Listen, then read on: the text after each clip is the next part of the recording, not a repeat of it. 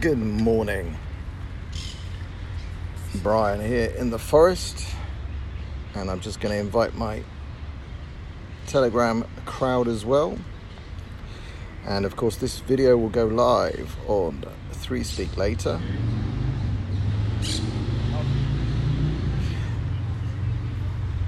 So, yes, I tried to record this video yesterday while flying my drone. So when I put out versions later, I might well put drone photos and my talking. But yesterday I don't know, there's something about being in my park in Tel Aviv. It's Brian of London here. Hey everybody. Yes, doing it live with a small audience. There's something about here that I can, I don't know, express myself better. Even though the story I'm going to tell, I know, and I want to tell it. So, we all know that Tommy Robinson is inside Belmarsh now, serving 9.5 weeks of a 19-week sentence handed out for filming a video outside a court case. 3 specific charges: causing anxiety to Muslim paedophile rapists, alleged at the time, convicted shortly after. He caused them anxiety. He broke a reporting restriction that was improperly communicated, but the fact that the courts failed to communicate it properly was no defense for Tommy, so he broke that, and that's that, because of technicalities in the law that were wrong on the explanatory website of the government, and that's just it. You had to be a better lawyer than the guy who wrote the website for the government.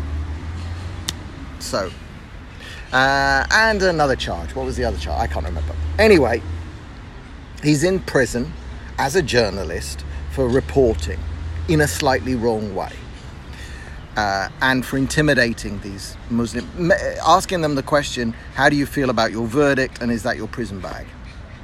That is what landed him in one of the UK's highest security prisons with jihadis, many of whom would like to kill Tommy. So there's a case from 2016, and it's a really interesting case. Now there's been, over the last 5 or 6 years in the UK, dozens, I don't know, up to 60 or something, of these long, complicated trials with multiple defendants and multiple victims. Rape gang, what the British call rape gangs, what the press then call Asian rape gangs, and what I call jihad rape. Now, this particular case is slightly different because there's actually only one victim and actually only multiple rapes, but in one event. And the event was that a girl, a 16-year-old girl, her best friend was going away, and she asked her friend, and she was new in the area, and she asked her friend if they knew anybody that she could hang out with, and her friend gave her the name of one guy. So on her way somewhere else, she said that she would meet this one guy, and he turned out to be a Somali Muslim. And this was the night after Eid. Eid is the ceremony, the celebration at the end of the month of Ramadan, which has been known as the month of war. It's when Muslims fast all day and then break their fast at night in a big meal. Anyway, Eid is the last night of that. So she met this guy the day after Eid, and it went wrong. Basically, he was soon joined by his friends. They steered her into a seedy, crappy, horrible hotel in Manchester, and at least 3 of them raped her. But there were more of them in the room, so there was a whole gang. But it wasn't the classic it wasn't the classic rape gang grooming event, but it's very similar. But the other thing is that this was a gang of Somalis. Now, Somalia is a country in a place called Africa. Africa is not Asia. It is impossible to call Somalis Asians.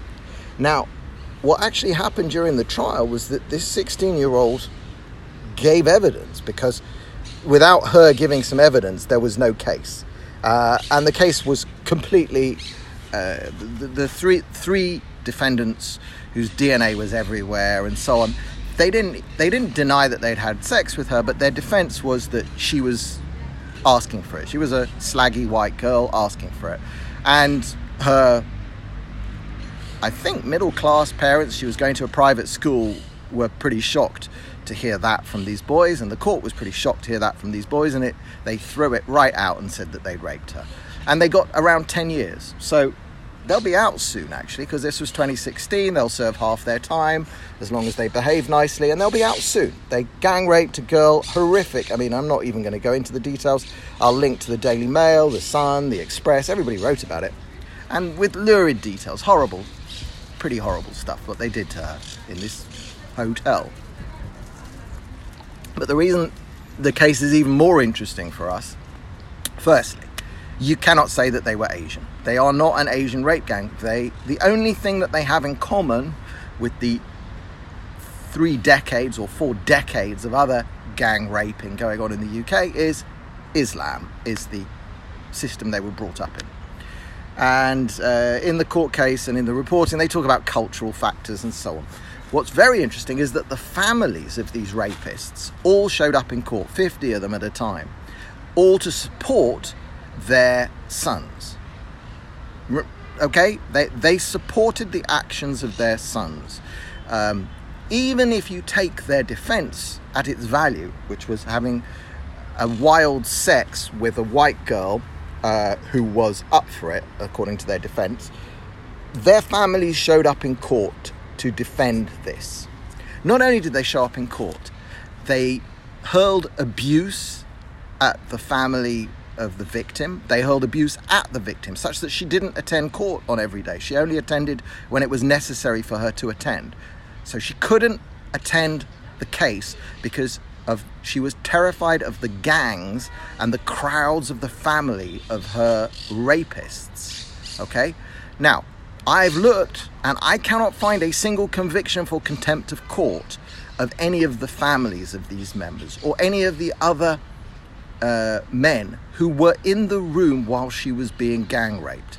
That's beyond a doubt. But the only convictions were 3 Somali Muslims for rape. And they only got 10 years or so.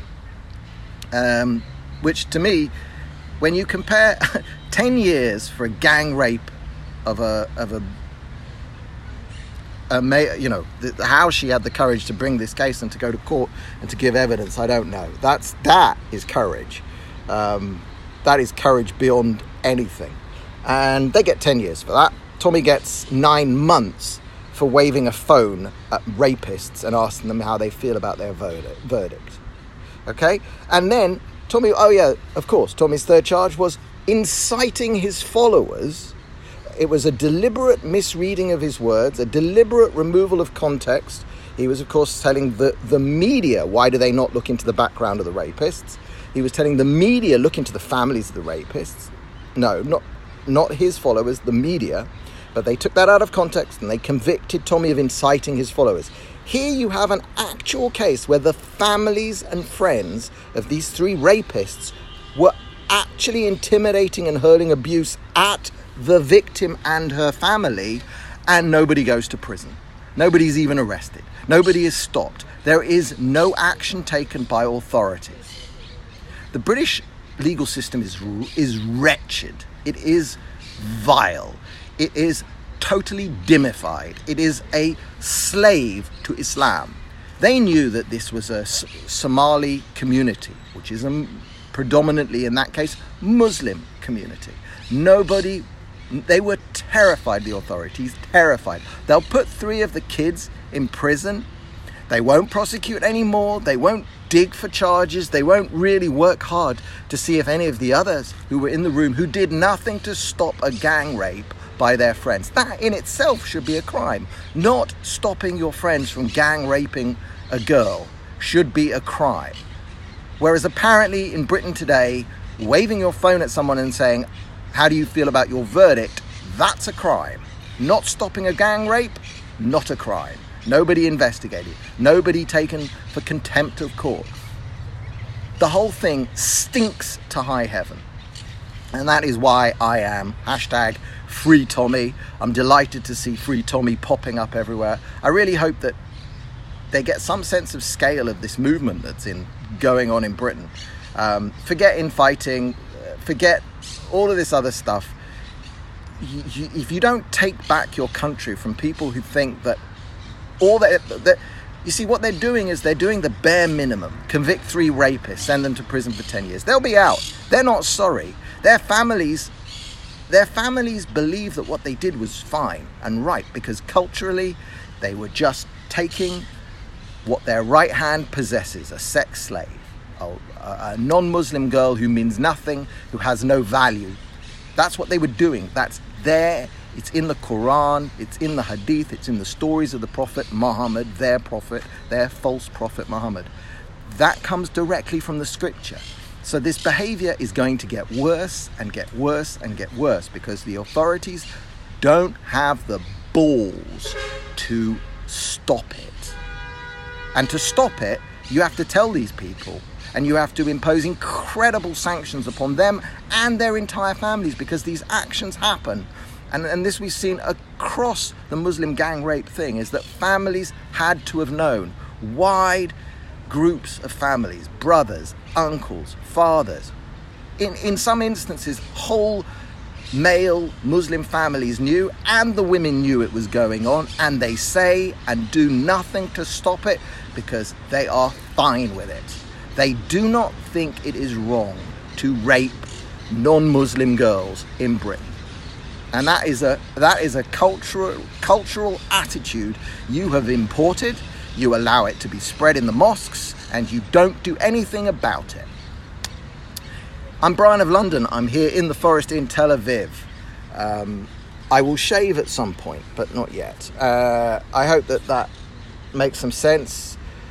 Perhaps I'll put it out later with some pretty drone pictures in order to be a little less unpalatable, because it's a pretty sickening story. Anyway, thanks very much for watching. Share it around. Try and save England, and free Tommy. And I hope lots of you take part in small and large demonstrations in the coming weeks. We'll see if we can't get something organised for the British Embassy in Tel Aviv. We're working on that. To be arranged. All right, I'm Brian of London. I'm here in Bereshit Forest in Tel Aviv. It is riotously hot. And thanks for watching.